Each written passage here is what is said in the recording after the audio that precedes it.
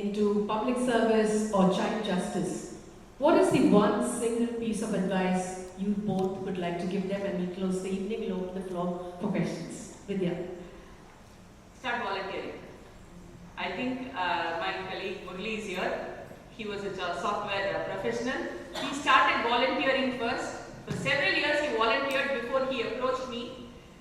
And that's how, ever since, we have a culture in Relief Foundation in my organization, and I've also spread this to other organizations. Please start volunteering for children and for safe communities. Find time for it. Read about it. Get educated. Speak to people. Start engaging.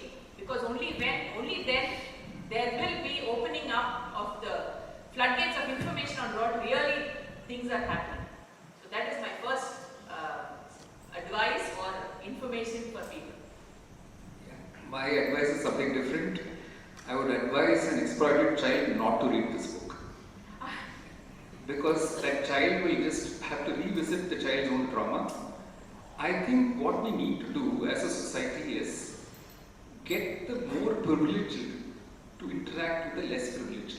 Yes. When as Chief Justice of Odisha, I really mooted an idea of how from the public schools and even private schools, students in the standards of 11th and 12th, because you need some maturity, should go and meet their counterparts, not only in villages but even in some of these observation homes.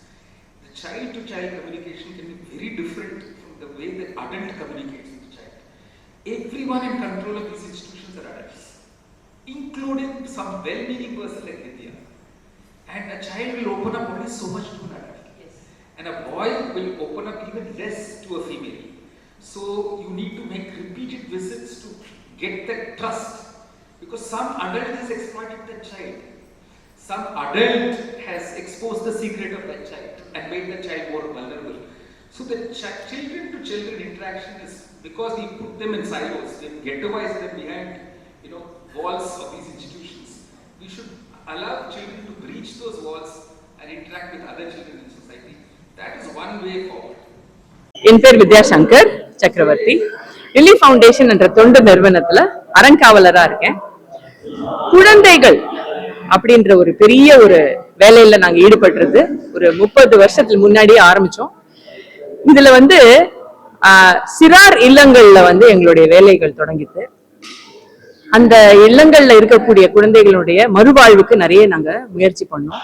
அப்போ ஏன் இந்த மாதிரி குழந்தைகள் இங்க வராங்க அப்படின்றத அந்த வரக்கூடிய இடங்கள்லயும் நாங்க போய் பார்த்தோம். என்னன்னு நிறைய மாற்றங்கள் கொண்டு வந்தோம்.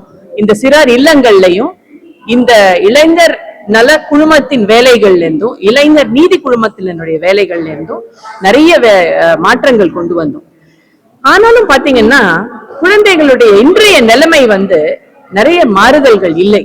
அவங்களுக்கு இன்னுமே நிறைய மாற்றங்கள் உரிமைகள் பொறுத்த வரைக்கும் கொண்டு வரணும். உரிமைகள்ல பாத்தீங்கன்னாக்கா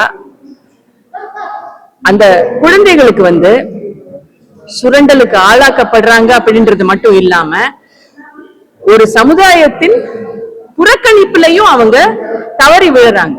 சோ எப்படி இந்த குழந்தைகளை காப்பாத்தி எடுக்கிறது அப்படின்னு பாத்தீங்கன்னாக்கா அரசாங்கமோ இல்ல போலீஸோ இல்ல நீதித்துறையோ மட்டும் இல்லாம பொது மக்கள் அவங்களுடைய விழிப்புணர்ச்சி மிக அதிக அளவுல அதிகரிக்கணும். ஒரு குழந்தை சுரண்டலுக்கு ஆளாக்கப்படுது அப்படின்னு சொன்னாக்கா அது அந்த சிஸ்டம்குள்ள வரத்துக்குள்ளேயே நிறைய தவறுகள் நடந்துருக்கு. முதல் காட்சி சமுதாயத்துக்கு தான் இருக்கு. ஆனா அப்ப அந்த முதல் காட்சி சமுதாயத்துல இருக்கிற போது அவங்க அதை புறக்கணிச்சுட்டு வேற பக்கம் திரும்பிட்டாங்கன்னாக்கா அடுத்து ஒரு சில சுரண்டல்களுக்கு ஆளாக்கப்பட்டு ஒரு வக்ரத்தில் ஈடுபடக்கூடிய பெரிய மனிதர்கள் அப்படின்ற பேர்ல இருக்கக்கூடியவர்களை அந்த குழந்தைகள் சந்திச்சு வாழ்க்கையின் மேல் இருக்கக்கூடிய வெறுப்பு தான் அதிகரிச்சு அதுக்குள்ள அந்த குழந்தைக்கு நீதி கிடைச்சாலும் கூட அந்த குழந்தைகளுக்கு முழுமையான ஒரு மறுவாழ்வு அப்படின்றது கிடைக்கிறது இல்லை. சோ இதுக்கெல்லாம் நிச்சயமா மாறுதல் ஏற்படணும்னா அந்த குழந்தைகளுக்கு பொதுமக்களிடையே பெற்றோர்களிடையே கல்வியாளர்கள் இடையே நிறைய விழிப்புணர்ச்சி ஏற்பட்டு உரிமைகள் அந்த குழந்தைகளுக்கு எல்லா சாராம்சங்கள்லயும் அந்த குழந்தைகளுக்கு ஒரு பாதுகாப்பு அளிக்கக்கூடிய அளவுக்கு இந்திய நாட்டுல நிறைய சட்டங்கள் இருந்தா கூட பொதுமக்களும் இந்த மாதிரி ஒரு ஒத்துழைப்பு இல்லாததுனாலதான் இந்த குழந்தைகளுக்கு இப்படி ஒரு இடர்கள் ஏற்படுது அப்படின்றதுதான் உண்மை. சோ இன்னைக்கு பாத்தீங்கன்னாக்கா தற்கொலை பண்ணிக்கிறாங்க குழந்தைங்க. ஒரு சில சுற்றத்தாரே அந்த குழந்தைகளுக்கு பாலியல் வன்கொடுமைகளை பண்றாங்க. குழந்தைகள் ஓடி போறாங்க, காணாம போறாங்க.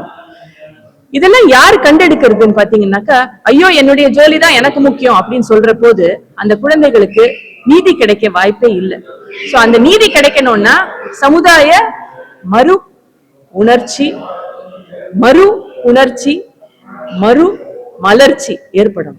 இது ரொம்ப ரொம்ப முக்கியமானது. அது இல்லாத பட்சத்துல எவ்வளவு சட்டங்கள் வந்தாலும் கூட அந்த குழந்தைகளுக்கு முழுமையாக ஒரு மறுவாழ்வும் இத நடக்காத அளவுக்கு அந்த குழந்தைகளுக்கு ஒரு பிரிவென்ஷன் அப்படின்றதும் நடக்காது.